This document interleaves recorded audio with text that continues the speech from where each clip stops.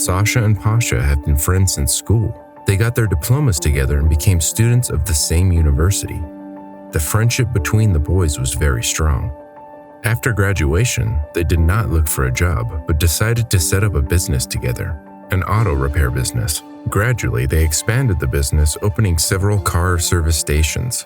There were no secrets between friends, only strong trust and mutual understanding. But life always surprises at the most unexpected moment. Alexander married a beautiful girl, Irina, and Pavel still couldn't create a family. Irina was Alexander's first love. She was in the same year at the university. Sasha fell in love with her at first sight, but the girl was in no hurry to respond with mutual love. They were friends with the three of them. They often went out together. But the persistent boyfriend's courtship melted the beauty's heart. Soon, Irina and Alexander decided to start dating, and later, Ira became Sasha's wife. The couple has not yet succeeded in having a baby, although they really wanted one. Pavel never really liked Irina, but he respected his friend's choice. Alexander often joked about his friend and his single life, but Pavel only joked that the one who would become his soulmate had not yet been born. He did not trust girls. Once in his youth, he had been betrayed, and now he was afraid to have a close relationship with girls. Although he was good-looking and always had the attention of girls, Irina was also directly involved in the business of the friends. She handled the accounting matters. They worked this way, completely trusting each other. But at one point, their happy life was left behind. A misfortune happened. One night, Sasha was attacked and badly beaten by hooligans. A little later, the man was found bleeding and sent to the intensive care unit. The perpetrators were not identified and punished. The strange thing was that nothing had been stolen from him, although the man had an expensive phone, watch, and money inside his wallet. For some reason, only Pasha had such suspicions. He shared his thoughts with Irina, but she just brushed him off. She had no time to listen to nonsense, so Pavel decided to find everything out on his own. Sasha was tall and stocky, actively engaged in sports, and went to the gym. It was not so easy to beat him up. The guy did not wake up. His condition was steadily serious. Pasha persuaded the doctor to let him see his friend. He visited Alexander every day. Ira came too, but she stayed with her husband only for a short time. Pasha begged his friend not to leave him, asked him to wake up. For him, his friend was the dearest person in the world. He was very afraid of losing him. One day when Pavel was leaving the hospital, he noticed a familiar car. Irina and her driver at the front entrance. Pasha looked suspiciously at his friend's wife. He had been noticing something strange for some time now. Ira often shared glances with her driver, even flirted a little. Pasha had hinted at this before, but he had only laughed at his incredulity because he completely trusted his wife. This time, Ira got out of the car, holding the driver's hand, who opened the door for her. When they saw Pavel, the couple separated their hands. The girl approached him and coldly asked him if there was any news. Pasha felt alarmed with all his gut. He replied that there had been no change so far and hurried away. He had no willingness to communicate with the hypocritical Irina, especially now that she was beginning to behave too suspiciously. His friend had been lying in a coma for almost 3 weeks. Things had started to get worse in their firm. After all, Alexander had always been in charge of their business, solving the most important issues. In addition, some strange things were happening around them. Irina began to intensively get involved in all matters, trying to replace her husband. The driver, Dennis, who had nothing to do with the business, was helping her. Pavel expressed his dissatisfaction to Irina, but she rudely silenced him, saying that it was none of his business. She added that Pavel himself was in no hurry to help, but Dennis was helping and he was succeeding.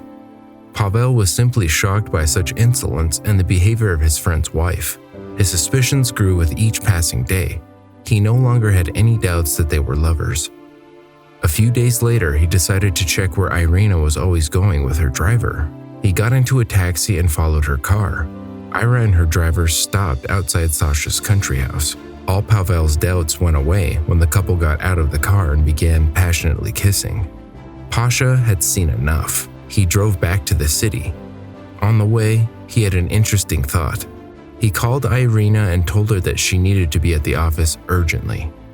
But she replied that she was too busy and would not be back until 2 hours later. That was exactly what Pasha needed. He needed to win some time. He decided to search Sasha's office, locking himself inside. He looked for something that might give him a clue, but he found nothing. Only in the last drawer did he find his friend's old phone. A long time ago, they had bought 2 identical phones, and they kept them for communication to deal with particularly important matters. Irina also knew that there was another phone of her husband, and she had the number. Pasha took the device with him and left the office. In the evening, Pavel received a phone call from Irina telling him that Alexander had died in intensive care. Pasha drank all night with grief, unable to cope with his feelings. In the morning, he went to Irina to discuss all the details of the funeral. But she had already decided everything herself with the help of her driver. Pasha was simply shocked by her indifference. When all the preparations were completed, the farewell ceremony took place. Ira walked, leaning on her lover's arm, occasionally glancing at Pasha. The man inside was just raging with anger. He was almost certain that the couple was involved in his friend's death. Everything went exactly the way they had benefited. Now Sasha wasn't standing in their way. Pasha swore that he would avenge his friend. He had something in mind and was about to put his cunning plan into action. And so at the funeral, before they closed the coffin lid, the guy demonstratively put his phone in there. Then he called from his mobile phone to a friend's number. Pasha told everyone that let this thing stay away with Sasha forever, and all the contacts go with him. As Pavel said goodbye to his friend, he whispered softly that he would avenge him.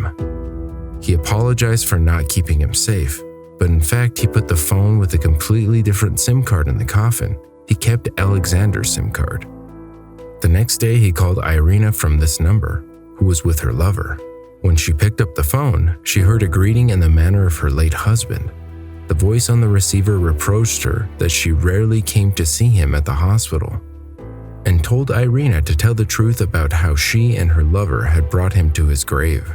He threatened that if she would not tell, he would call her every day and remind her of the crime. Irina instantly went pale and looked at the phone screen. It displayed the word Sasha. The girl screamed loudly and fainted. Dennis revived her, but she became really hysterical. Of course, Pasha took a risk because he had no direct evidence. His husband's friend was absolutely right. She and her lover had carefully planned everything, or rather, Dennis had planned and persuaded the woman to commit the crime. The next day, Irina received another call from the other side. This time, Sasha's voice in the receiver said that he would get the negligent wife out of the ground if she did not go to the police and tell everyone the truth. He promised that he would do anything to drive her crazy. The voice was very similar because the caller used a special program on the phone that copies voices. Irina fainted again. When she regained consciousness, she called Pavel and asked him to come over. When Pasha entered Ira's house, he did not recognize her. Just in 2 days, she had sharply aged and was just on the verge of madness. The woman was screaming and hysterical. Through her tears, she told Pavel that she was really guilty of everything and that she was now ready to confess and go to the police. A week later, Pavel came to visit his friend at the cemetery. He brought with him 2 shot glasses and a bottle of vodka. He put 1 shot glass on the grave and held the other for a long time. Then he told his friend that he had his revenge. He kept his word. Then he drank the liquor in a gulp and left. He had accomplished his mission and punished all those who deserved it.